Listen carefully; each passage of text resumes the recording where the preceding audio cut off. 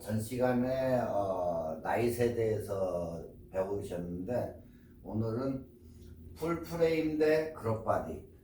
그러니까 여러분들이 카메라를 사실 때 어느 카메라는 1대1 바디가 있어가지고 풀프레임이라고 우리가 부르기도 하고, 어, 7D 아래급 쪽으로는 우리가 크롭바디라고 총칭을 하는데, 보통 여기에서 이제 여러분들이 헷갈려가지고 뭘 사야 될지 거기에 대해서 오늘 이 시간에는 얘기하고 넘어가겠습니다. 자, 우리가 풀프레임이라는 그런 이미지 센서의 장점은 우리가 일단은 어떤 것이 있는지 그걸 알고 넘어가야 될 것 같아요. 그래서 우선 광각에서의 이점이 있다, 그렇게 얘기해요. 광각.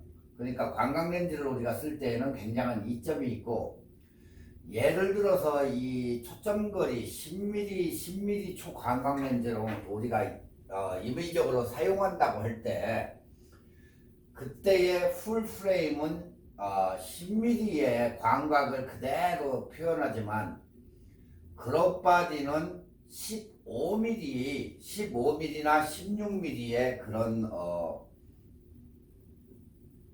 확대 해석이 된다는 거죠. 그러니까 자, 우리가 일예로 치면 광각렌즈 10mm짜리를 찍었을 때 이런 식으로 해서 이렇게 나와요. 근데 그것을 갖다가 크롭바디로 해서 찍었을 때는 어때요? 확대를 해가지고 이런 식으로 나오는 거죠. 그러니까 10mm대와 16mm대에 이렇게 똑같은 저거를 썼을 때 풀바디와 크롭바디는 이렇게 차이가 난다. 그래서 확대되는 우리가 사진을 이렇게 볼 수가 있기 때문에 그것을 감안해서 찍어야 된다는 얘기죠. 네. 그러니까 우리가 결론적으로 얘기를 해서는 풀프레임이 더 넓은 범위를 사진을 찍을 수가 있다는 거죠. 네, 크롭바디는 잘라먹기 때문에 보통 우리가 1.6 정도 잘라먹는다, 이렇게 보시면 돼요. 자, 여기에서 아웃포커싱을 보시면 지금 사진에 보시다시피 아웃포커싱, 우리가 얘기하죠, 아웃포커싱이라고. 여러분들이 아웃포커싱 모르시는 분은 처음 들어보시는 분도 있을까요? 우리가 사진을 찍었을 때 아웃포커싱이라고 하면 뒷 배경을 이렇게 흐리게 나타내는 것을 갖다가 우리가 그것을 갖다가 사진에서는 아웃포커싱이라고 얘기를 해요. 네. 그러니까 배경을 처리해서 피사체를 돋보이게 한다, 그렇게 해서 인물 사진에서 많이 쓰는 이런 기법인데, 지금 여러분들이 보신 우측 사진을 보시면 뒷 배경이 흐릿하게 안 보일 거예요. 지금 이런 것을 갖다가 우리가 아웃포커싱이라고 얘기를 해서 사진을 찍었을 때 그 인물 피사체를 돋보이게 하고 그 주변부를 갖다가 이렇게 흐릿하게 처리를 할 수 있다는 거죠. 그러니까 두 사진을 봤을 때 우측 사진은 아웃포커싱이 잘 돼 있고 이쪽은 그래도 어느 정도의 상태가 나와 있다는 거죠. 그러니까 이 아웃포커싱 효과를 손쉽게 만들 수 있는 것도 장점이다, 이게. 그리고 조리개, 초점거리, 피사체와의 배경의 거리 등 모든 조건이 같을 때, 그럴 때에 아웃포커싱 효과를 더욱 극대화시켜 가지고 나타낼 수가 있다, 이런 얘기예요. 그러니까 우리가 이제 마지막으로 사진의 해상도가 높으며 고감도 촬영 시 노이즈가 적게 나온다. 예. 이는 센서의 물리적인 그런 크기 때문이죠. 센서의 물리적인 것 때문에. 그래서 사진은 빗으로 그린 그림이라는 그런, 제가 매번 얘기하죠. 사진은 빛의 예술이다. 빛을 잘 보는 사람이 사진을 잘 찍는다 하는 얘기도 그래서 여기서 나오는 얘기예요. 그러니까 여러분이 사진을 촬영하는 데 있어서 필름, 그러니까 즉 이미지 센서가 빛을 얼마나 정확하게 받느냐, 그게 굉장히 중요한 의미지. 뭐 좋고 나쁨을 떠나가지고 이미지 센서가 굉장히 사진의 카메라에 있어서는 굉장히 중요한 한 부분이기 때문에, 그래서 풀 프레임은 빛을 받는 면적이 그룹 바디보다, 전 시간에 배웠죠. 그룹 바디보다 크기 때문에 어때요? 사진이 더욱더 선명하고 화질이 좋을 수밖에 없다. 자, 그러면 여기서 딱 이제 답이 나온 거예요. 그룹 바디와 풀 프레임 바디, 5D와 7D는 캐논으로 봤을 때 풀 바디와 그룹 바디는 어떻다고요? 센서가 크기 때문에 5D가 7D보다 센서가 크기 때문에 사진의 선명도나 화질이 좋을 수밖에 없다는 얘기예요. 그래서 1700 보통 7D가 1700불 정도, 뭐 1500불 이상 1700불 정도 가는데 5D 같은 경우는 보통 2700불 정도 선이기 때문에 여러분들이 거기에서 5D로 갈 것인지 아니면 경제적인 여유 때문에 7D로 갈 것인지 거기에서 여러분들이 선택을 해야 된다는 얘기예요. 아시겠죠? 자, 그렇다면 조금 싸고 그룹 바디는 단점만 있을까요? 그렇지는 않다는 얘기죠. 자, 그룹 바디는 풀 프레임과는 정반대의 장점이 있다.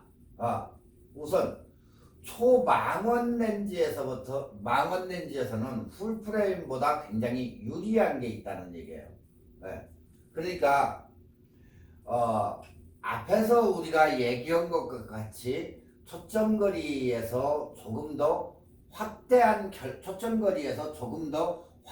결과물을 만들기 때문에 400mm의 초망원 렌즈를 우리가 400mm짜리 렌즈를 껴가지고 사용할 때 우리가 그렇게 얘기를 할 때 보통 400mm짜리 결과물을 만들지만 풀프레임에서는 이 크롭바디에서는 600mm의 더 큰 결과물을 얻어낼 수가 있다. 그래서 부가적으로 크롭바디의 전용 렌즈는 풀프레임용 전용 렌즈와 비교해 가볍고 부피가 작고 가격까지 저렴하다. 그런데 어느 분들은 7D에다가 좋은 L렌즈를 가서 찍어요. 그렇지만 그 결과물들은 이렇게 차이가 난다는 거예요. 어느 것을 쓰든지 간에 렌즈를 뭐 좋은 걸 쓰든 작은 걸 쓰든. 근데 풀프레임용 렌즈와 비교해서 그룹바디용을 쓰실 때는 가볍고 부피가 작고 가격도 싸고 이런 그룹바디용 렌즈들이 장점이 있다, 그 얘기예요. 그러니까 결론으로 얘기해서는 400mm짜리를 꼈을 때 600mm의 효과가 난다. 이 정도의 피사체가 이 정도였을 때 앞으로 당겨지기 때문에 400mm를 껴가지고 찍었을 때 이렇게 600mm의 효과를 낼 수 있다, 그 얘기예요. 아시겠죠? 자, 참고로 이제 렌즈는 비율에 따라서 달라지는데 우리가 보통 35mm로 환산을 했을 때 그걸 우리가 뭐라고 부르냐면 환산 화각이라고 불러요. 환산 화각이다 이렇게 부르는데, 이를 구현하기 위해서 우리가 이제 그룹바디 비율을 렌즈에 보통 곱해서 얘기를 해요. 그러니까 예를 들어서 니콘이나 소니의 그런 카메라들은 초점거리에 1.5, 캐논은 1.6을 곱하면 된다, 그 얘기예요. 자, 그러니까 이 얘기는 여러분들이 사진을 이렇게 찍었을 때 5D 같은 걸 카메라로 찍었을 때는 이것은 1대1 풀바디예요. 풀바디. 그런데 그룹바디용으로 찍었을 때는 똑같은 게 화면이 이렇게 작아지기 때문에 어때요? 줌으로 되는 얘기죠. 줌. 이게 여기에 갖다가 대립을 시키면은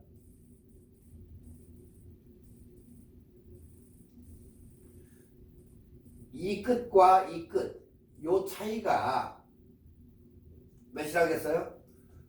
캐논은 1.6을 잘라 먹는다 그 얘기예요. 그러니까 확대가 된다는 거죠. 이게 작으니까. 그렇지만 풀바디로 썼을 때에는 1대1 그대로 찍히기 때문에 전혀 그런 문제가 없으니까, 자, 이런 문제가 있을 때에는 1.6이 작아지기 때문에 여러분들이 단체 사진이나 이런 피사체를 딱 끝을 갖다가 저기다 맞춰야 되겠다 했을 때는 어때요? 더 잡아줘야 되겠죠. 확대가 되니까. 그러니까 1.6이 잘라먹고 줄어들기 때문에 더 넓게 찍어야 된다는 얘기예요. 나중에. 그러니까 여기 풀바디에서는 사람을 갖다가 끝까지 이렇게 피사체를 맞췄을 때는 그대로 들어와요. 결과물이 똑같이 들어오는데 얘는 똑같이 맞췄을 때에는 어때요? 이 가해가 이렇게 잘라진다는 얘기예요. 이렇게 모든 게 잘라먹어지니 이게 그룹이 돼서 없어지는 부분이기 때문에 어때요? 이것을 갖다가 더 축소시켜서 찍어야 되겠죠. 너무 여기 끝까지 하지 말고 요 정도로 해서 찍으면 이 공간이 여마직을 잘라 먹어도 풀로 차겠죠. 바로 그 얘기예요, 저게. 그러니까 뭐 그룹바디 쓴다고 해도 아무 문제가 없기 때문에 여러분들이 그건 선택의 복인데 뭐 경제적 여건이 좋으신 분들은 좋은 렌즈에다가 뭐 좋은 1대1 바디를 쓰셔도 되고, 그렇지 않은 분들은 이것만 감안을 하면 괜찮다 그런 얘기예요. 아시겠죠? 그러니까 소니나 나이콘은 1.5가 곱해가지고 되는 거고 캐논은 1.6배가 곱해진다. 그러니까 확대가 된다. 그것만 항상 머릿속에 넣고 사진을 찍으시면 아무 문제가 없어요.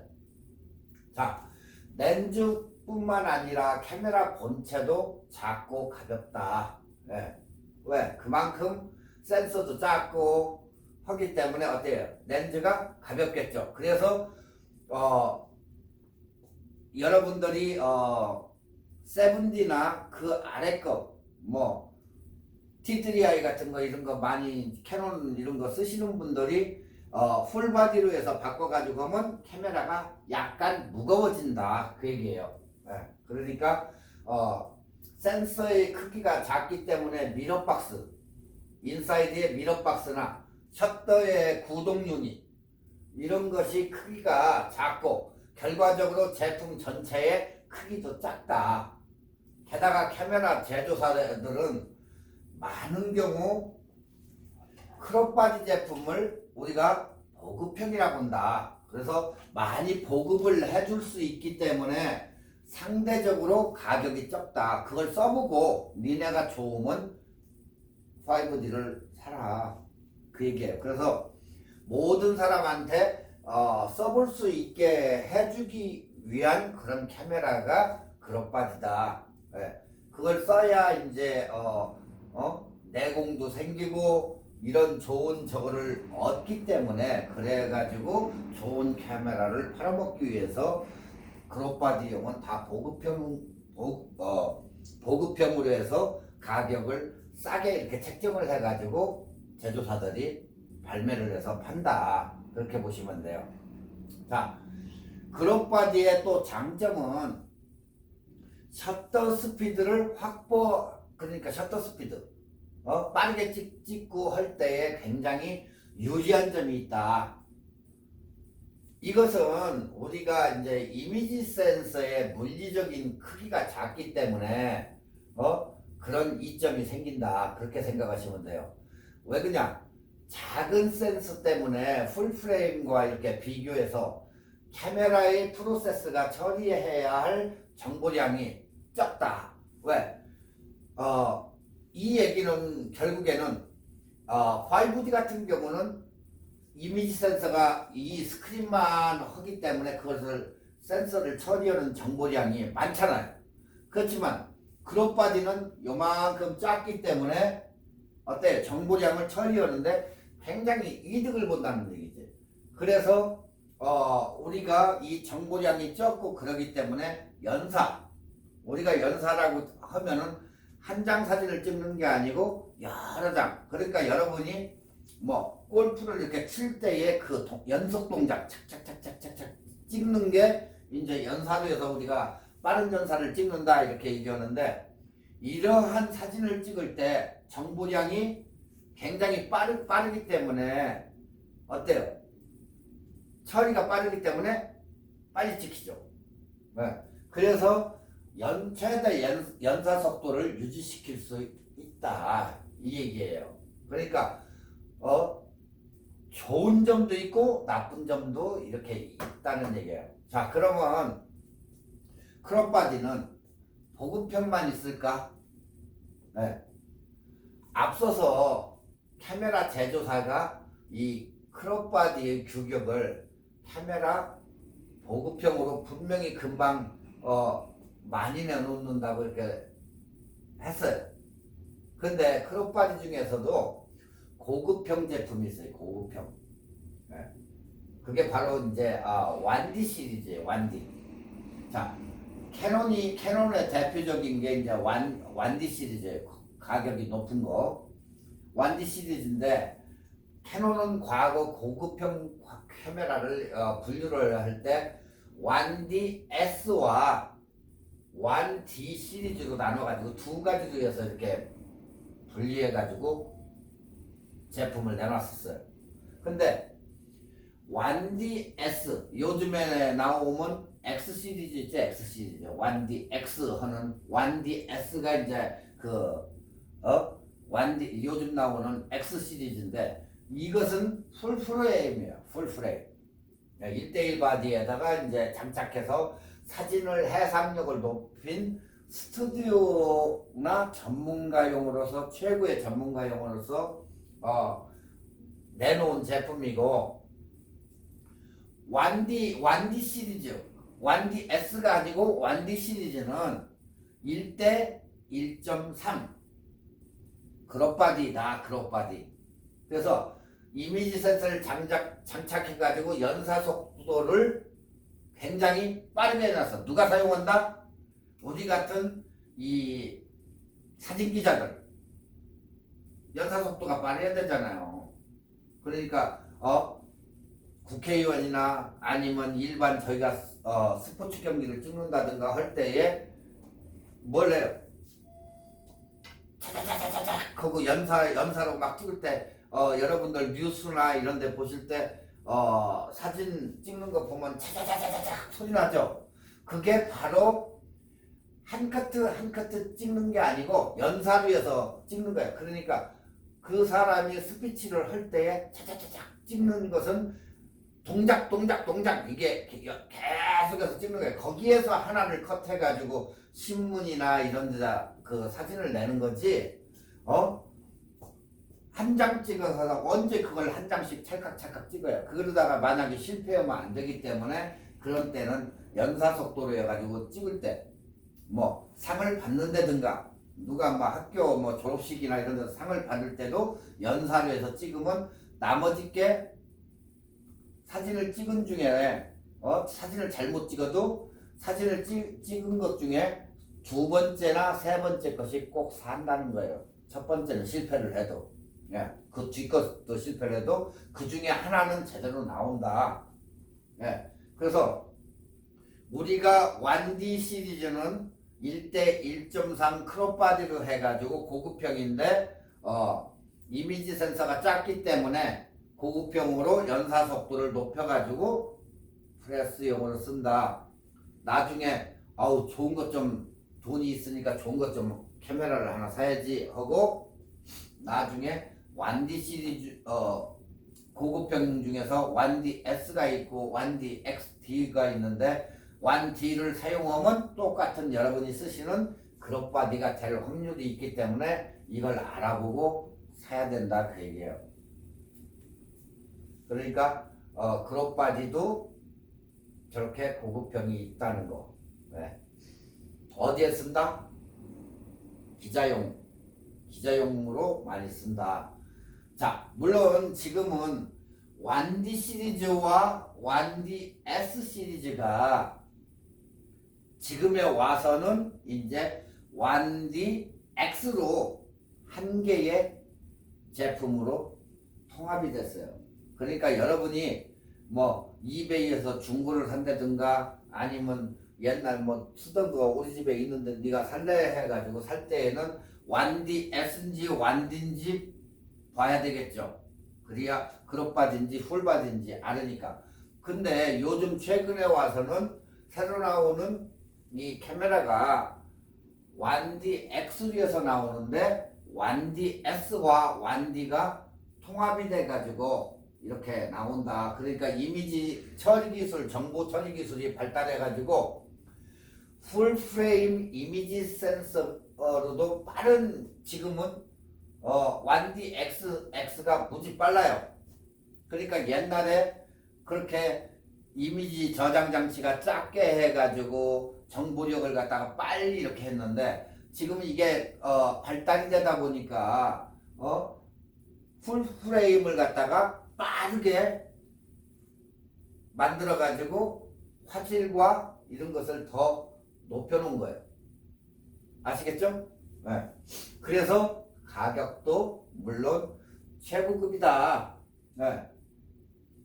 우리가 1D X를 살려면 보통 5,000불 이상 바디만 5,000불 이상을 줘야 돼요. 맥시멈 8,000불까지. 5,000불에서 8,000불 그 이제 사이인데 그 정도의 가격으로서는 캐논의 최고급이 아니고 최고봉 탑 그 이상의 카메라는 없다 이렇게 보시면 돼요. 자, 우리가 이제 그 아래로 그 다음에 캐논에서 출시한 7D 마크 3가 있죠. 마크 3 역시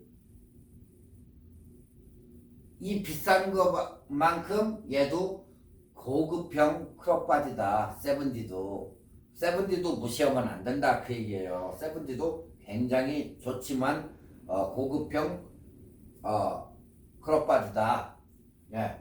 그러니까 물리적 성능이나 내구성이나 방진이나 그리고 방수 이런 효과가 뛰어나게 만들어 가지고 최고의 고급형 카메라로 해서 7D가 만들어졌으니까 크롭바디라고 무시하면 안 된다.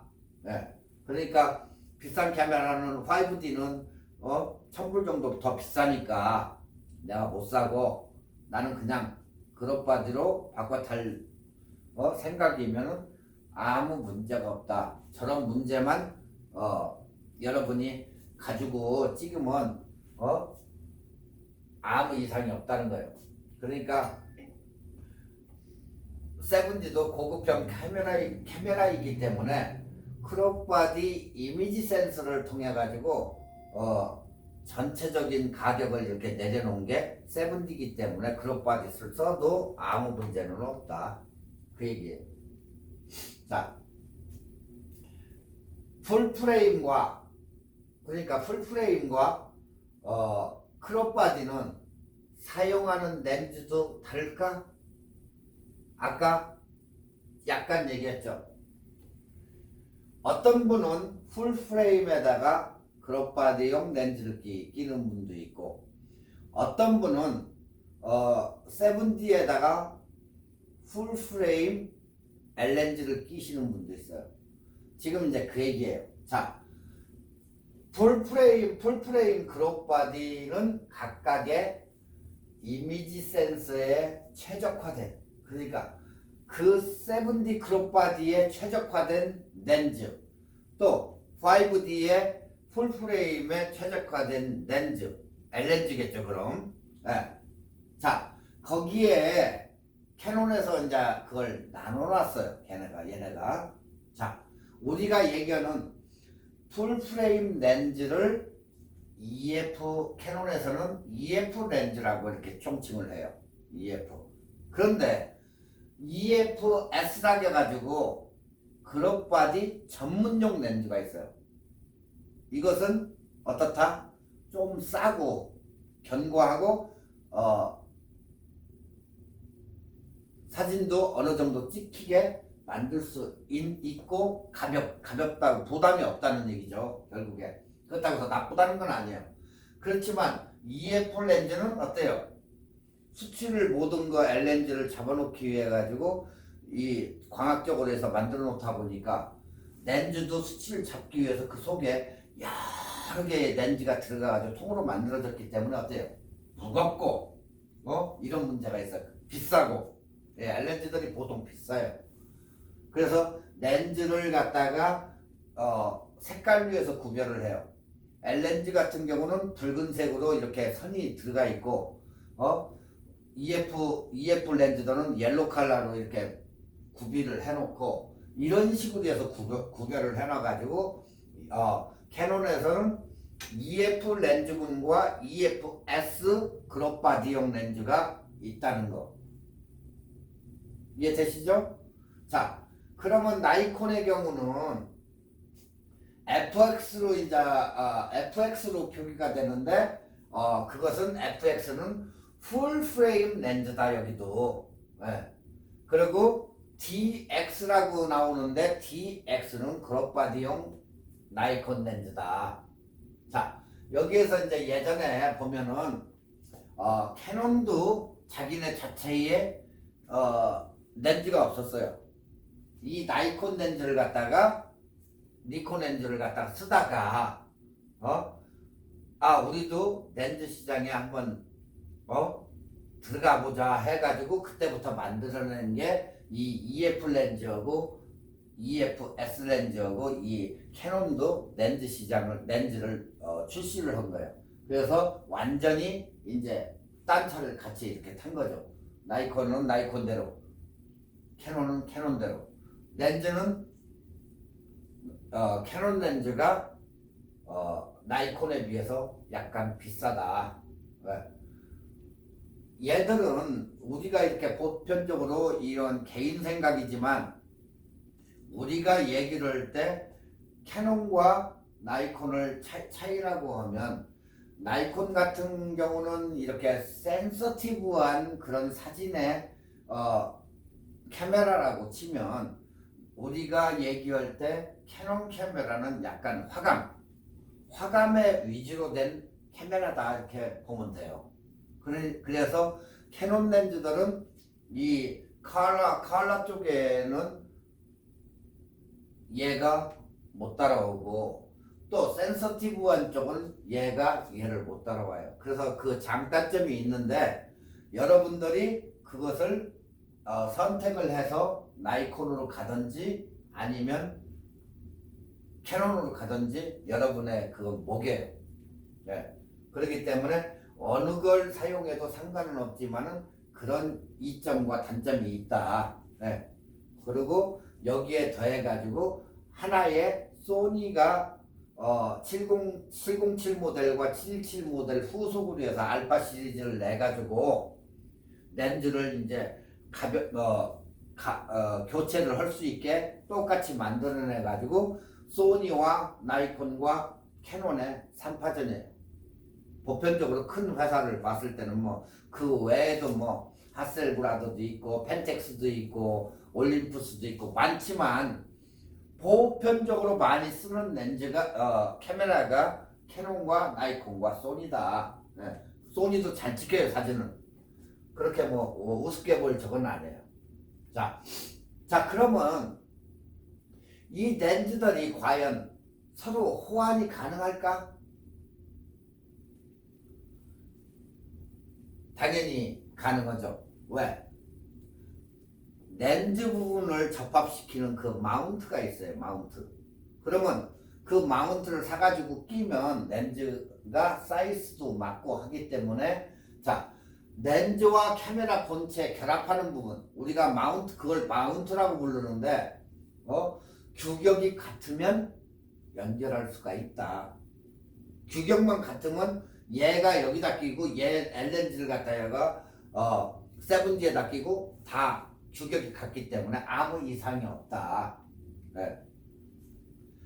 풀프레임용 렌즈를 그룹바디 카메라에 연결을 해서 무리 없이 사용할 수도 있고, 또한 그룹바디 전용 렌즈를 풀프레임에 연결을 하면 사용할 수 없다. 네. 자, 쉽게 얘기해서 얘의 풀프레임의 카메라를 얘한테는 그룹바디는 사용할 수가 있다. 그렇지만 얘 것은 풀프레임에다가 연결해서 사용할 수가 없다. 그 얘기예요. 자, 여기에서 지금 예를 하나를 들어놨는데, 풀프레임용 렌즈의 촬영 범위와 이미지 센서의 크기, 풀프레임일 때와 이제 그룹바디용의 센서의 크기를 갖다가 이제 해놓은 거예요. 자, 사진을 일단은 찍으니까 그룹바디용이 이렇게 생기기, 센서가 그렇기 때문에 어때요? 풀프레임으로 이렇게 찍었을 때는 요마지게 이렇게 나와요. 근데 반대로 딱 봐봐요. 그룹바디로 찍었을 때는 어때? 확대가 되죠. 확대. 왜 그런다? 곱하기 1.6 되기 때문에 이렇게 사진이 확대가 되더라. 그 얘기예요.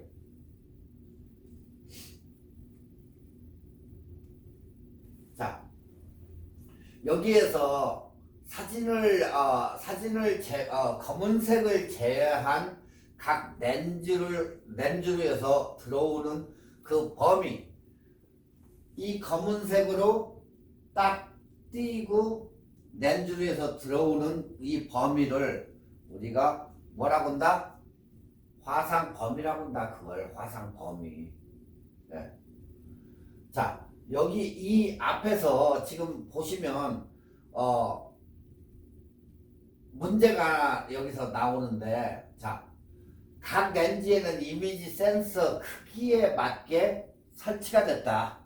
그러니까 그룹바디는 그룹바디에 쓰고 풀프레임은 L렌즈는 풀바디에 써라 이렇게 돼 있는데, 그룹바디용 렌즈를 풀프레임에 연결하면 이미지 센서보다도 좁은 범위 빛을 받아들이기 때문에 주변 부분이 이렇게 보시면 주변 부분이 이렇게 어둡게 나타나요.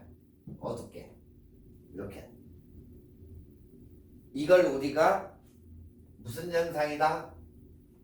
비네팅 현상이다 그래요. 비네팅. 카메라 용어 또 하나 나왔어요. 비네팅 현상. 자, 우리가 예전에 사진을 찍을 때 렌즈를 돌려가지고 특히 여학생들을 이렇게 사진을 찍어줄 때 여기다가 사람 인물을 이걸 생각하지 말고 사람 인물을 여기다가 넣었다고 쳐봐요. 그러면 이렇게 검게 뽀샤시하게 검은색으로 가해 부분을 만들어줘요. 아니면 파란색으로 하든 흰색으로 하든. 이게 우리가 얘기하는 필터에 비네팅 처리를 해준다 해가지고 여학생들 이게 사진에 요만한 사진 4x6로 뽑을 때 사진 사이즈 뽑을 때 이 가위를 뽀샤시하게 흰색으로 이렇게 해주는 게 있어요.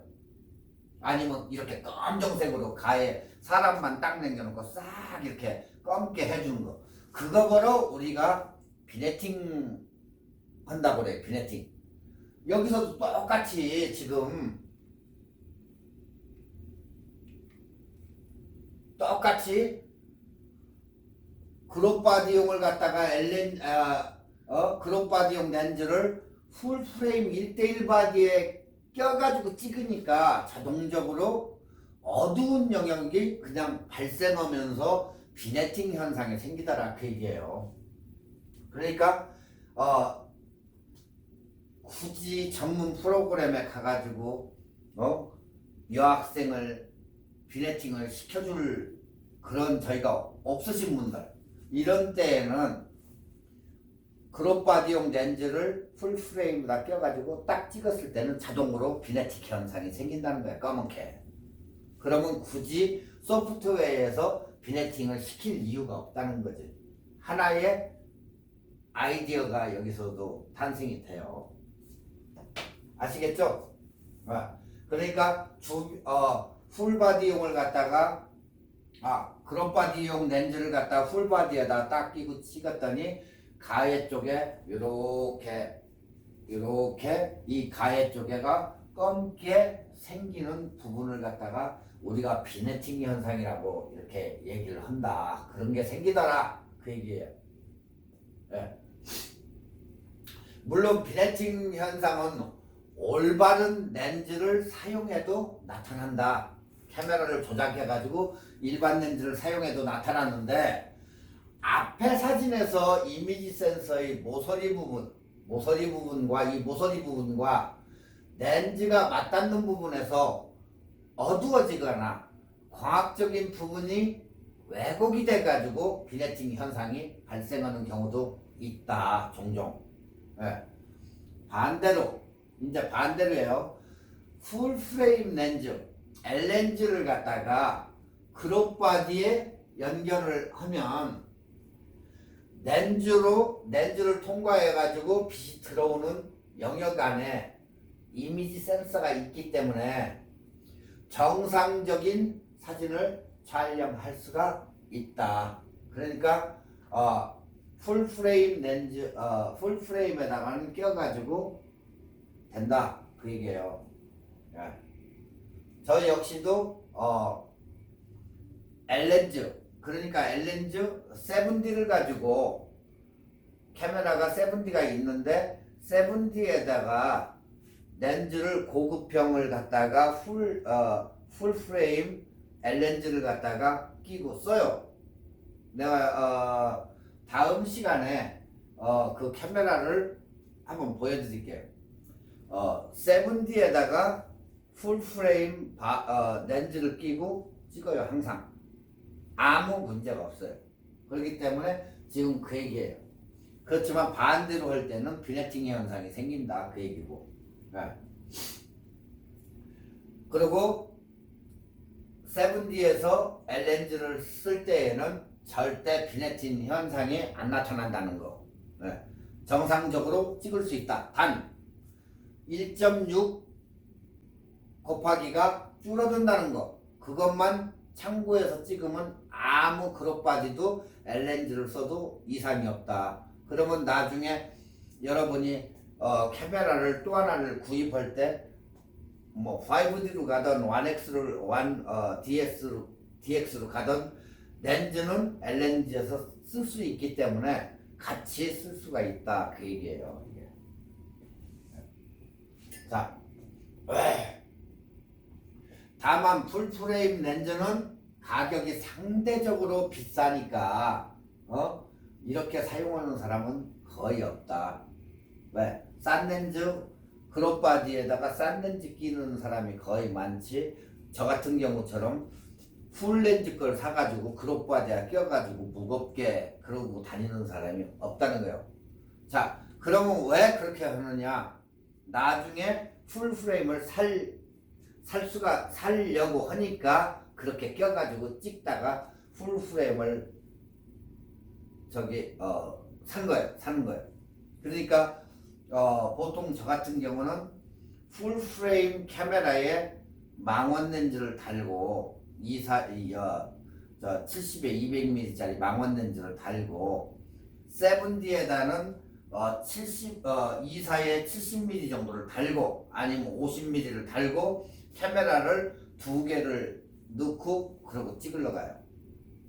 두 개를 가지고. 그러니까 여러분이 만약에 뭐 도심에서 찍는다고 할 때는 이제 딴 데다 관광렌즈를 부착을 시킨다든가 해가지고 가겠지만, 일단은 저 같은 경우는 24에 70mm 망원 렌즈 하나에다가 보통 좀 작은 거 바꿀 수 있는 것들을 거기다 장착 관광 렌즈를 쓰던 아니면 뭐 50mm를 쓰던 이런 식으로 해서 쓴다는 거예요. 네. 그래서 저는 EF S 렌즈 크롭바디용 렌즈가 거의가 아니고 없어요. 아예 크롭바디용에다도 풀 프레임 렌즈를 쓰기 때문에 거의 EF S 렌즈 크롭바디용 렌즈는 제가 가지고 있지 않다.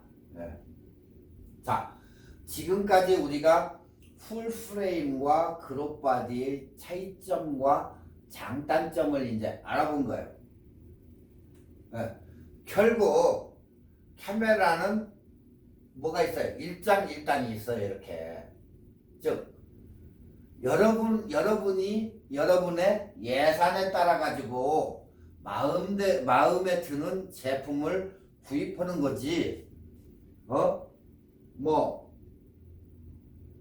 내가 돈이 여유가 있어 가지고 좋은 제품을 사면 완디도 사고 아니면 풀프레임 아무거나 이렇게 고를 수가 있지만, 근데 여유가 없다 그러면 풀프레임 사가지고 찍어도 전혀 무방하다는 거예요. 네. 아시겠죠? 그 얘기예요.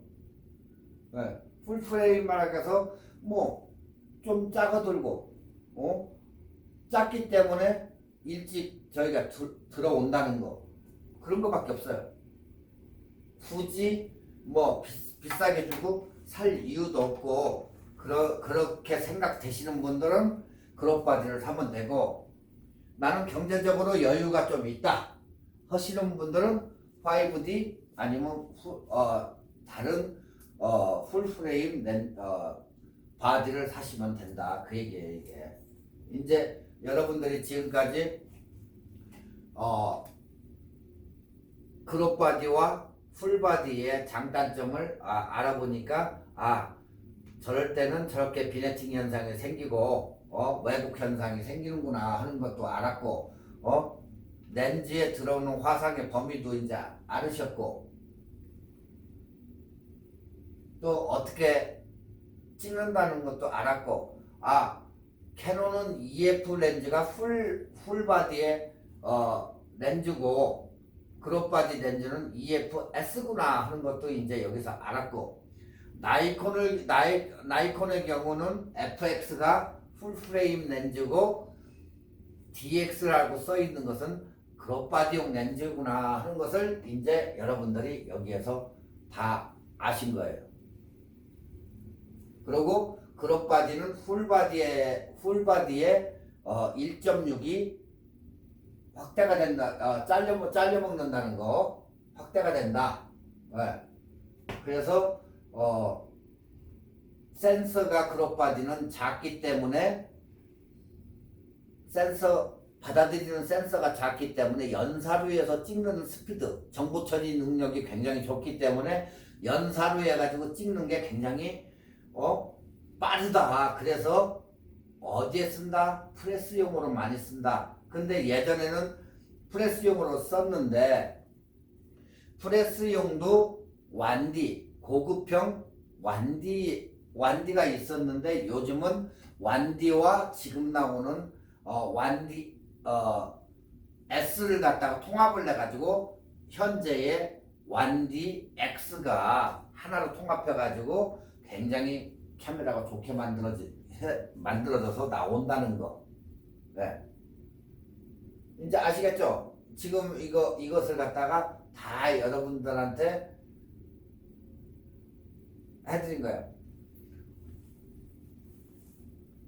단 생각을 이렇게 한번 해봐야 될 게, 풀바디는 센서가 크기 때문에 빛을 받아들이는 용량이 많기 때문에 사진이 선명도나 이런 게 좋고, 반대로 크롭바디는 이미지 센서가 작기 때문에 빛에 받아들이는 그게 적기 때문에 사진이 뭐 아주 나쁘다는 건 아니고 5D보다는 약간 품질이 떨어진다. 그런 장단점이 있다. 그 얘기예요. 이제 아시겠죠?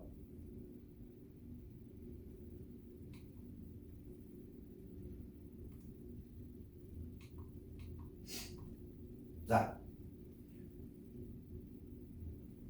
우리가 필름의 사이즈, 예전에 이렇게 필름을 사보신 분들은 알아요. 130, 일반적인 135mm 필름 기계식 카메라에 넣어가지고 이렇게 썼을 거예요. 그리고 이제 중형 카메라에 120mm 필름이에요, 이건. 예전 이제 추억으로 가가지고 이제 보는 거고, 그리고 4 곱하기 5 C 필름 한 장씩 집어넣고 이렇게 찍는 거. 그 다음에 찍찍 이렇게 돌려가 카메라를 리와인드 할 때 돌리는 이런 카메라, 코닥 울트라 해가지고 이렇게 나온 카메라들도 있었어요. 자, 그리고 이제 디지털 대용으로 나온 APS 카메라 후지필름. 그 다음에 이거 뭐예요?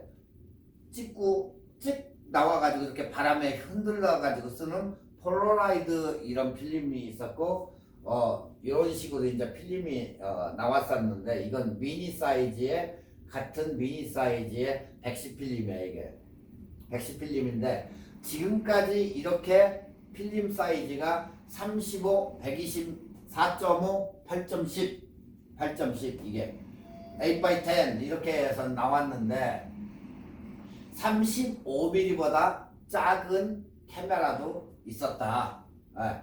35mm는 135라고도 불렀고 120mm 그리고 파생품으로 해서는 220도 있었다. 이렇게.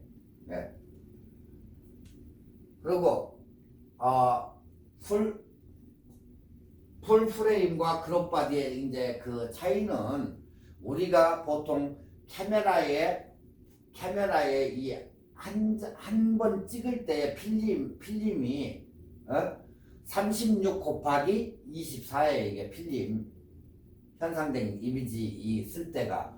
그래서 필름의 한 프레임 한 번 찍을 때의 금화직이 우리가 35mm다 그 얘기예요. 자, 참고로 35mm 필름에서는 35mm는 필름을 거는 네일까지 길이 여기에서 끝에서 여기까지. 지금 여러분들이 이것은 거의 못 보실 거예요. 기계식 카메라들을 가지고 있는 사람 전문 스토어에서 살 때는 이 필름을 봐요. 조금 이렇게 해가지고 감아가지고 쫙 하고 넘기는 거.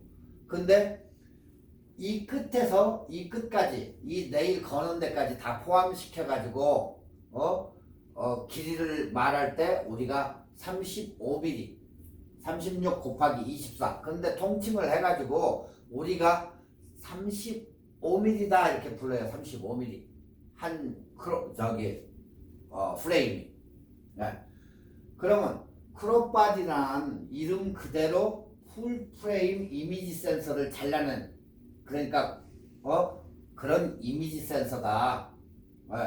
그래서 이제 뭐 우리가 이제 이 카메라를 할 때 보면 그 센서가 뭐 크기가 APS-C다. 카메라 할 때 보면 그 밑에 쭉 이름이 나오는데 거기에서 이제 크기가 APS-C, 종횡비가 35mm 필름 같으며 크기는 약 1.5에서 1.6, 나이콘은 1.5, 캐논은 1.6 작다. 그 얘기예요.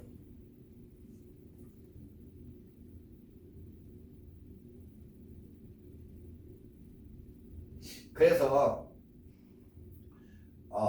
센서 규격증 중에 포서즈 시스템이라는 것이 있어요. 포서즈 시스템. 그러니까 4분의 3인치 크기 이미지 센서로 풀 프레임과 비교하면 4배 정도 작다. 이렇게 4배 정도 작아진다. 그러니까 확대가 된다 그 얘기예요. 그룹 바디는. 자, 이 빨간 라인은 우리가 1대1 바디로 그룹 바디로 내가 찍고자 하는 게 그대로 이렇게 들어요. 근데 똑같이 그룹 바디로 찍을 때는 이 파란색 부분만큼 두르니까 해바라기가 확대가 되죠. 이마지기 1.6이에요. 1.6. 나이콘은 이게 1.5라는 얘기죠. 네. 그 대신 이미지 센서가 크기 때문에 풀바디는 가격이 비싸고 이미지 센서가 작기 때문에 가격이 싸고, 그래서 여기에 맞는 렌즈를 개발하고 여기에 맞는 렌즈를 개발하다 보니까 이게 EF 렌즈, 풀바디는 EF 렌즈고 여기에는 EF S 렌즈가 맞다. EF 그러다 보니까 가격이 싸고 견고하지만 가격이 싸고, 여기는 견고하지만 가격이 비싸고, 요 차이가 있다는 얘기예요. 그러니까 확대한 배율이 제일 큰 문제는 가격이 문제고, 두 번째는 확대 비율도 이렇게 달라진다. 그래서 이제 나중에 35mm를 크롭 바디에 꼈을 때는 50mm가 되는 거예요. 50mm가. 네. 그러면 인물 사진용을 갖다가 85mm짜리를 꼈을 때는 어때요? 위로 올라가겠죠. 그것도. 그 당시에 크롭 바디에다가 L렌즈를 갖다 꼈던 뭐였던 올라가요. 이렇게 50mm를 꼈어. 자, 크롭 바디에다 50mm 렌즈를 딱 꼈어요.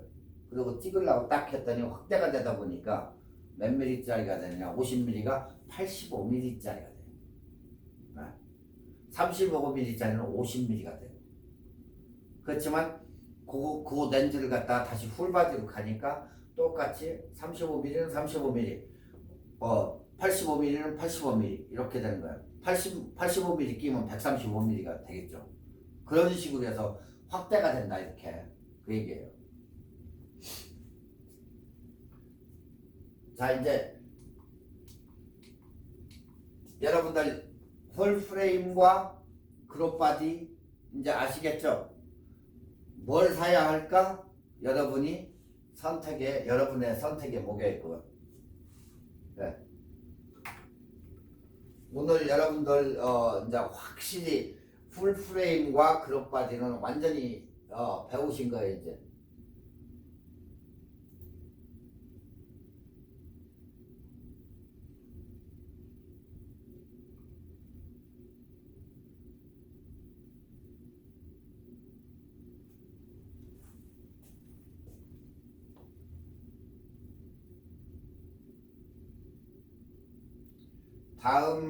다음 시간에는 여러분들 전주에 측광, 사광 이걸 배웠죠. 그래서 측광이란 무엇인가, 다음 시간은 측광이란 무엇인가 하고 노출 보정과 측광 모드일 때, 그리고 노출 보정의 활용, 노출 보정을 어떻게 하는지 그걸 배우겠어요. 오늘은 여기에서 하다가 중간에 뭐 끝날지는 모르겠지만, 일단은 오늘은 렌즈의 화각에 따라서 달라지는 인물사진 특징, 렌즈의 화각이 얼마나 몇 밀리나 따라가지고 달라지는 인물사진들의 특징이 있다. 렌즈에 따라서 달라진다는 거예요. 지금 보시지만 화각이라고 하면 피사체의 거리에서 렌즈까지의 이제 수치를 이제 얘기하는데, 렌즈에서부터 우리가 센서까지의 그 거리를 갖다가 우리가 초점 거리라고, 초점 거리. 그래서 여기에서 이제 광각이니 줌이니 표준이니 여기서 이제 따지는 건데, 그 화각에 따라서 15mm 화각일 때와 50mm 화각일 때와 100mm, 200mm, 여러분이 항상 그래서 전 시간에도 렌즈에 대해서 그 미리수나 여러분들이 뭘 사야 되는지 그거에 대해서 이제 알아본 거예요. 자, 여기에서 초점과 화각이 이루는 것을 예술이다, 뭐 렌즈다 이렇게 얘기하는데, 초점거리와 화각에 따라서 엄청나게 차이가 많다는 거예요. 네. 그래서 렌즈의 역할은 광학적인 초점의 결상이다, 그렇게 얘기해요. 광학적인. 네. 이러한 상이 어떠한 형태로 나타났는지 순전히 그 렌즈의 초점거리와 조리개의 구경, 선택에 따라서 광학적인 배경 흐림도라든가 그런 거에 따라 흐림도에 따라서 그게 굉장히 결정적으로 크게 좌우된다, 그 얘기예요. 그래서 렌즈 표기에는 항상 초점 거리와 최대 조리개의 개방 구경치 이런 게 항상 렌즈에 그게 표기가 돼요. 여러분이 렌즈를 사면 뭐 f2.8, IS, USM, IS 흔들림 방지가 돼 있고 울트라소닉 모터가 들어가 있다. 그래가지고 그 F 값이라든가 이런 거 수치가 렌즈에 딱 포함이 돼 있어요. 그러면 여러분들이 이제 짬밥이 있으면 그 렌즈만 봐도 이것은 85mm 수치가 이러니까 아웃포커싱이 잘 되겠구나 하는 것도 이제 딱 렌즈만 보면 알 수가 있다는 거예요. 네. 그래서 초점거리가 중요한 이유는 렌즈가 만들어내는 사진 촬영의 화각 때문이다. 화각 35mm 어떻다고 전 시간에 우리가 얘기했죠. 35mm는 화각이 굉장히 넓다. 줌 렌즈는 화각이 좁다. 그러니까 멀리 있는 것을 당겨와 가지고 찍기 때문에 약간만 흔들려도 이 앞부분은 엄청 흔들리기 때문에 엄청나게 흔들리는 사진이 잘못 찍으면 나온다. 그래서 망원 렌즈를 사용할 때는 뭐가 필요하다? 다리가 필요한 것이다. 그래서 들고 찍으려면 흔들리니까. 그래서 거기에다가 넣은 게 IS를 넣어가지고 스테빌라이저 시스템을 넣은 거예요. 그 속에다가 약간 움직이면 요 안에서 싹 지가 이렇게 움직여가지고 잡게. 그래도 떨리기 때문에 무게가 있고 떨리기 때문에 다리가 필요하다는 얘기예요. 그게. 그래서 줌 렌즈가 됐건 단렌즈가 됐건 사진 촬영 화각이라는 거예요. 렌즈가 초점거리가 굉장히 중요하지만 그 이유는 렌즈가 만들어지는 사진 촬영의 화각 때문이라는 거예요. 화각. 자, 저 그림에서와 같이 렌즈의 중심은 초점에서 이미지 센서 면까지 거리가 초점거리다. 초점거리. 여기 이미지 센서 가운데 딱에서부터 렌즈의 중간까지가 우리가 초점거리라고 부른다. 50mm. 여기에서 여기까지 거리가 50mm라는 거예요. 100mm 하면 이제 W에서 100mm가 되겠죠? W. 요만하게 와 있겠지. 이미지 센서가. 그 얘기예요. 자, 근데 화각은 피사체로부터 렌즈까지의 그 각도가 화각이에요. 네. 피사체가 저기 있으면 내 렌즈의 앞 그 부분까지 거기에서 얼마나 비치는지 그게 화각이다. 여기 파이값으로 해서 계산하는 이게 화각이라는 거예요. 초점거리는 뒤, 화각은 앞 해가지고 이렇게 나온다. 네. 자, 센서문까지 거리가 초점거리인데 렌즈의 초점 결상 서클 안에 있는 직사각형 바로 이미지 센서 여기가 이제 이걸 얘기하는 건데 결상되는 범위가 된다. 그게 이 사각형의 대각선 각도를 바로 우리가 부르는 화각이라고 한다. 자, 렌즈 요 끝에 해가지고 쫙 렌즈에 정확하게 가운데로 해가지고 쫙 그어보니까 그 수치가 나타나는데 이게 화각이다. 네. 아시겠죠? 자, 렌즈가 100mm면 아까 더블로 되는데 이게 줄어가지고 35mm면 요마직 되고 화각은 더 넓어지겠죠. 이렇게. 그러면 어때요? 피사체는 굉장히 넓게 찍히죠. 바로 여기에서 결정되는 거예요. 자, 그림에서 보면 화각이 넓으려면 당연히 렌즈가 화면 가까이로 가야 되고 이때는 그만큼 초점거리가 짧아지게 된다. 당연하죠. 이게 넓어지려고 하면 당연히 초점거리가 짧아지는 거예요. 그래서 여기 35mm는 요마직 되고 50mm는 이마직 되고 100mm는 요마직 되고 망원 렌즈는 더 길고 그래서 화면이 망원 렌즈가 길은 이유가 이게 길기 때문에 화각은 줄어들고 그게 반대인 거예요. 35mm 가면 화각은 넓어지지만 이 초점거리는 짧아지죠. 그래서 35mm인 거예요. 35. 무슨 얘기인지 아시겠죠? 이렇게 쉽게 설명했는데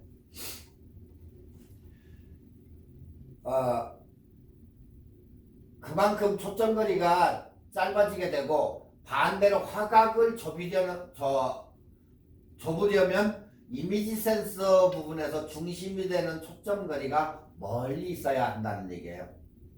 딱 그 얘기예요. 이게 이를 그냥 일반적으로 설명하면 촬영 대상을 넓게 광각으로 촬영해 넣으려면 당연히 초점거리가 짧아야 된다는 거예요. 그리고 멀리 있는 피사체는 앞서 얘기했듯이 길어야 된다. 초점거리가. 그래야 이게 화각이 좁기 때문에 길고 초점거리가 길고 그래서 망원 렌즈가 된다는 얘기예요. 아시겠죠? 그러니까 망원 렌즈는 결국에는 그래서 화각이 줄어들 수밖에 없다는 거예요. 멀리 있는 걸 당겨야 되기 때문에.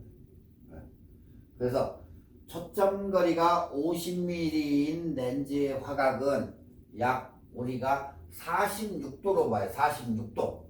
그러니까 사람의 우리가 눈으로 보는 시각이 똑같아요. 46도. 50mm가 사람의 육안으로 볼 때에 그 정확하게 맞아떨어진다 해서 우리가 뭐라 부른다? 표준 렌즈라고 부른다. 네.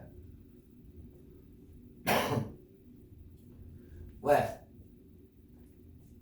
분명히 각도는 46도인데 왜 그럼 46이라고 불러야지 왜 50mm라고 부릅니까? 그렇게 하시는 분도 있어요. 46도가 정확하지만 46이라고 하기가 뭐니까 그냥 통칭 우리가 50mm라고 하자 해가지고 50mm가 된 거예요. 그걸 46도인데 왜 이렇게 부릅니까?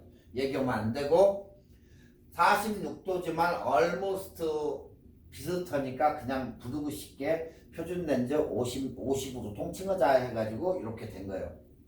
네.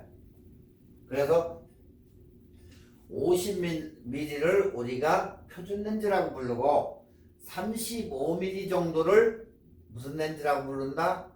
화각이 좋은 광각 렌즈라고 불러요. 광각 렌즈로 부르고 80mm 이상을 망원 초점을 가진 망원 렌즈라고 부르는 거예요. 그래서 여기에서 표준 렌즈와 이렇게 표준 렌즈와 50mm 광각 렌즈와 망원 렌즈가 여기에서 나온다. 이렇게 세 개가. 자, 여기에서 그러면 80mm 이상이 망원 렌즈로 들어가면 우리가 인물 사진 찍는 단렌즈는 85mm인데 그러면 왜 그건 망원 렌즈라고 안 부르고 왜 단렌즈라고 부릅니까? 하는데 원래는 망원 렌즈 끼가 있는 85mm 인물 렌즈다 이렇게 얘기를 해요. 그것도 원래는 망원 렌즈로 들어가기는 그렇지만 우리가 그냥 단렌즈로 부르죠 그걸. 근데 망원기가 있다 그 얘기예요. 자, 망원도 이제 80mm 이상이 망원인데 망원 렌즈도 중망원이 있고 대망원이 있고 초망원이 있다. 아시겠죠? 왜? 300mm 막 700mm 올라가면 올라갈수록 초망원으로도 있다. 네. 엄청 넓은 거. 자, 여기에서 화각에 따라 가지고 인물이 달라진다 하니까 왜 그럴까 하는데 여기 지금 여러분이 보세요. 화각에 따라 가지고 렌즈의 화각에 따라 가지고 어떻게 달라지는가 여기에 보면 어떻게 돼 있어요. 렌즈별로 8mm 때에는 PCI 스타일이기 때문에 눈이 톡 튀어나왔으니까 어때요? 눈이 이렇게 톡 튀어나오니까 화각이 이쪽도 보이고 이쪽도 보이고 다 보이는 거야 이게. 딱이 맞이게. 네. 렌즈도 볼록 이렇게 튀어나왔어요. 왜 PCR이라고는? 물고기 눈이 툭 튀어나왔다 해가지고 PCI라고 부르는 거야. 어안 렌즈. 물고기 눈 닮아서. 그래서 PCI 렌즈인 거예요. 그게. 물고기 렌즈. 그 다음에 광각 렌즈에서 24mm 렌즈를 보니까 이렇게 생겼어요. 이게. 브라운 컬러. 어때요? 8mm 때는 180도야 화각이. 24mm 때 보니까 84도가 되더라. 네. 확 줄어버리죠. 자, 표준 렌즈 때 화각을 보니까 46mm더라. 46mm 이렇게 46mm의 화각이 되고 135mm 렌즈를 갖다가 딱 보니까 18도, 200mm는 12도, 500mm는 5도의 화각이니까 화각 거의 이게 없는 거지. 한 사람만 딱 집어오는 거죠. 이런 식으로 해서 화각이 변하더라는 얘기예요. 자, 여기에서 렌즈를 갖다 놓고 사람을 이제 찍어요. 가까이 렌즈에 화각이 딱 보니까 이렇게 퍼져. 이렇게 퍼질 때에는 보통 우리가 거리가 가깝다 이렇게 얘기도 하지만 사진을 찍어 놓으면 심도가 깊다 해도 그래요. 35mm짜리나 50mm 아래로 찍으면 선명도가 거리가 가깝게 가서 찍을 수 있기 때문에 심도가 굉장히 깊어져요. 근데 거리가 멀면 멀수록 심도가 얕다. 우리가 사진 용어로 해서 심도 찍힌 상이 짱 하고 나타나왔으면 심도가 깊다 하고 얘기해요. 근데 흐리멍텅하게 아웃포커싱이 이런 사진이 되면 심도가 얕다. 왜? 화각이 줌으로 해서 멀리 갈수록 어때요? 심도가 흐릿해지겠지. 근데 가까운 거 얘들로 해서 여기 50mm 아래짜리 얘들로 찍으면 엄청나게 깨끗하고 선명도 있게 나온단 말이에요. 자, 그럼 뭘로 찍어야 되겠어요? 자, 여기 교회 다니시면서 저처럼 이렇게 교회에서 사진 찍고 하시는 분들 50mm 우위로 찍어야 되겠어요? 사진이 심도가 얕은데 그래도 사진을 빼가지고 사진 잘 찍네 하려고 하면 초이스를 50mm 아래쪽으로 해야 된다는 거예요. 그러니까 교회 같은 데는 보통 우리가 번들 렌즈를 써요. 24mm부터 70mm까지. 자, 땡겨가지고 찍을 때는 우리가 70mm를 저기서 망원으로 해서 땡겨가지고 찍을 때는 어때요? 약간 흐릿해. 네. 근데 이사에 70이기 때문에 24mm로 찍을 때는 깨끗하게 잘 나와. 그것도 조리개를 확 줄여가지고 찍을 때 엄청나게 선명하게 나와. 바로 그 차이에요.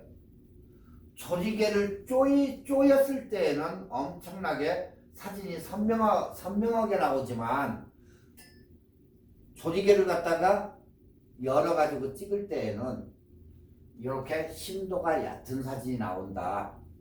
자, 여러분들 그냥 우리가 저 멀리 있는 사람을 이렇게 쳐다볼 때 눈으로, 예? 눈으로 저 멀리 있는 사람 누군가 하고 볼 때 눈을 자꾸 약간 찌그러지죠. 그러면 더 잘 보여. 근데 말짱하게 눈을 크게 뜨고 보면 어때요? 심도가 얕아지는 거예요. 뿌옇게 크게 떠봐야 한번.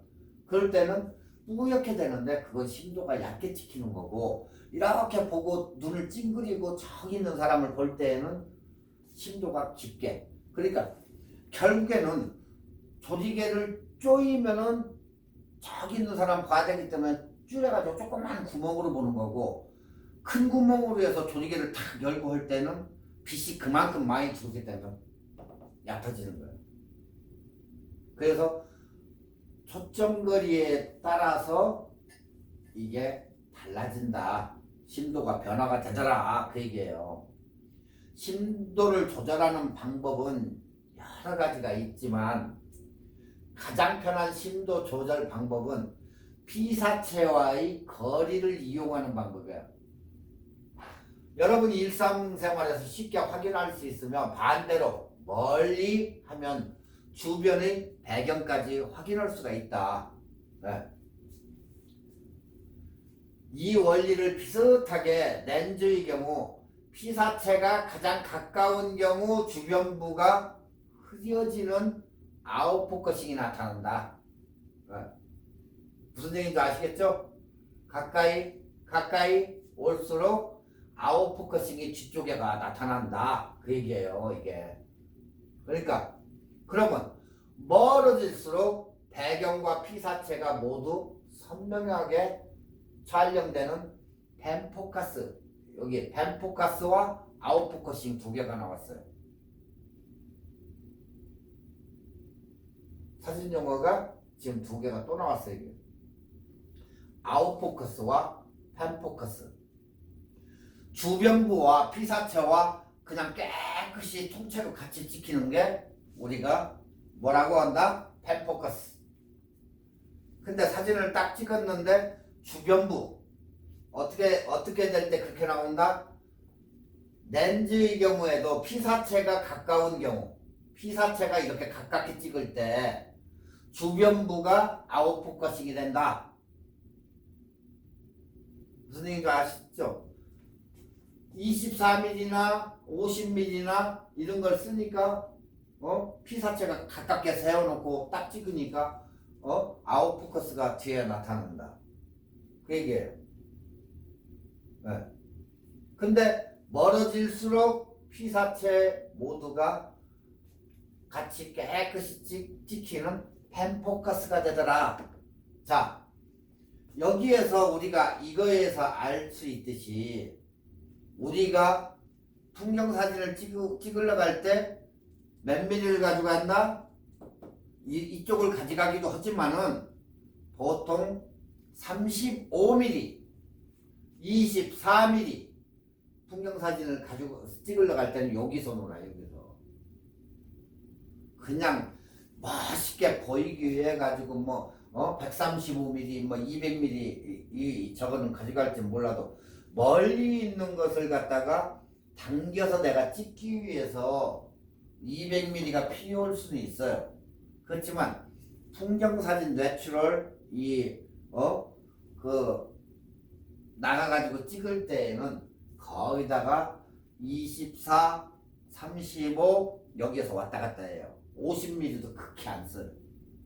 없으면 나 쓰겠지. 그렇지만 거기다가 24mm나 35mm 가지고 밖에 산이나 바다나 어디 풍경 넓게 해가지고 찍으면 펜포커스 효과로 해가지고 깨끗이 전체가 다 잘 나온다. 그 얘기예요.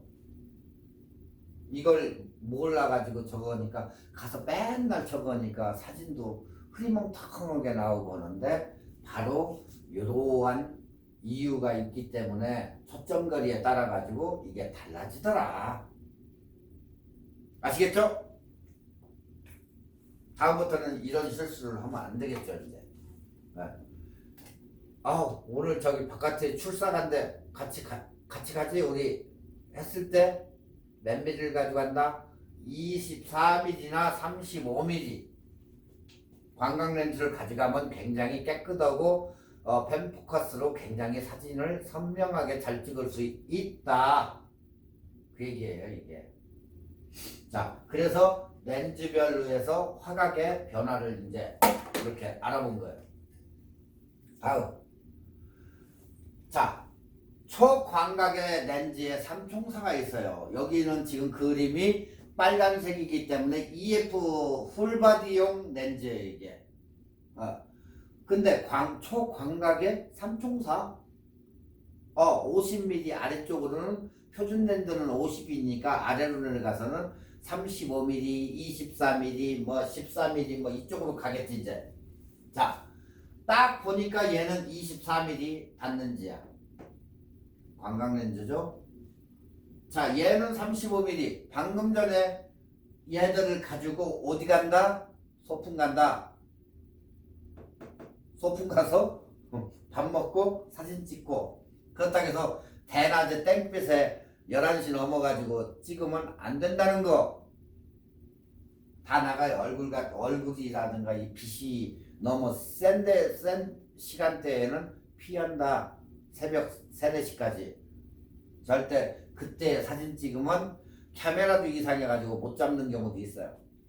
빛이 너무 많이 들어와서. 그러니까 그때는 사진을 댈 수 있으면 피하고 가지고 싸간 도시락을 까먹고 뭐 맥주 한 잔을 먹으려 뭐 근처 뭐 클럽으로 가든지 실컷 놀고 그러고 해질 무렵 한두 시간 전에 가가지고 그때 또 찍는다. 아침 일출 시간대로. 자, 여기에서 초광각으로 뛰어난 성능을 가진 광각 렌즈 세 종류인데 첫 번째가 24mm, 그 다음에 35mm. 보통 35mm를 나도 좋아하지만 보통 여러분들도 여기를 좋아할 거예요. 35mm. 35mm, 그 다음에 16에 35mm. 16에서부터 35mm까지 될 수 있는 거. 얘는 잘 되겠죠. 왔다 갔다 하니까. 그렇지만 얘들은 그냥 닿는지. 그냥 하나의 통째로 24mm, 하나의 통째로 35mm. 얘는 16에 35, 표기가 16에 35, 16에서부터 35까지 찍을 수 있다는 35mm. 자, 왼쪽 1번. 세계 최고의 넓은 화각을 가지고 있으며 11에 24 얘가 세계 최고의 화각을 가지고 있으며 EF 풀바디 렌즈로서 최초로 ASC 신기술 이거예요. ASC 신기술 두 개의 렌즈면에 SWC 적용이 되었고 또한 고스트와 플레이어 수치를 최소화한 렌즈다. 그러니까 말 그대로 똑같아요. 우리가 이제 뭐 고스트가 나타나니 뭐 이런 얘기가 있어요. 이게 사진 용어인데 그런 수치를 최소화한 그런 렌즈라는 거예요. 자, 그러면 여러분이 살 때 16mm도 찍고 35mm도 찍는다? 그러면 얘들 둘 필요 없이 이거 하나면 되는데 당연해요. 그렇지만 카메라 이제 사는 사람들의 특징이 다 이렇게 전체적으로 쓸 수 있는 걸 좋아하는 사람이 있는가 하면 이렇게 하나씩 24, 35 이렇게 구별해서 쓰는 사람도 있고 그게 다 달라요. 그렇기 때문에 그것은 여러분들이 초이스에 나름이에요. 자, 여기에 렌즈를 이렇게 보니까 L렌즈들은 여러 개 렌즈가 들어가서 UD 렌즈도 들어가고 해가지고 이렇게 비구면 렌즈도 들어가고 연삭 비구면 렌즈도 들어가고 해가지고 수치를 최대한으로 만들어 놓은 렌즈 이 L렌즈들이. 그렇지만 16에 35가 1번이 최고의 11에 24 F4 LUSM 세계 최고의 이 11에 24mm가 최고라는 거야, 최고. 자, 어떠한 줌렌즈도 구현 못하는 11mm의 화각의 세계를 구현해준다. 이 렌즈가 EF 11mm에서 24mm, F값은 후호, 뭐 2도 아니야 얘들처럼, F2가 아닌 얘들은 다 거기다가 뭐 1대 1.4 뭐 이런 식인데, 얘는 11에 24mm, 그것도 F값이 그다지 깨끗한 렌즈도 아닌 F4 정도 되는 L렌즈인데 세계의 최고급 초광각 렌즈다 이게. 그래서 어떠한 줌 렌즈도 구현을 못 하는데 얘는 구현을 해낸다. 11mm의 화각의 세계로 여러분을 초대할 수 있는 그런 사진이 된다. 화각이 얼마나 넓어요? 엄청 넓죠. 그리고 지금 이 사진을 전체적으로 보면 11mm, 여기 금까지 딱 했을 때는 24mm, 두 개를 비교를 해놓은 거예요 지금. 그래서 요마지게 차이가 있더라. 그렇게 아시겠죠? 시간이 많이 넘어가는데 오늘은 다음 시간에 이 광각렌즈 삼총사에 대해서는 11에 24mm는 이렇게 세계에서 최고 좋은 렌즈가 있다는 거. 두 번째 14에 13mm에 대해서 이제 설명을 하고 넘어가겠습니다. 여러분 오늘 수고하셨어요. 다음 시간에 뵙겠습니다.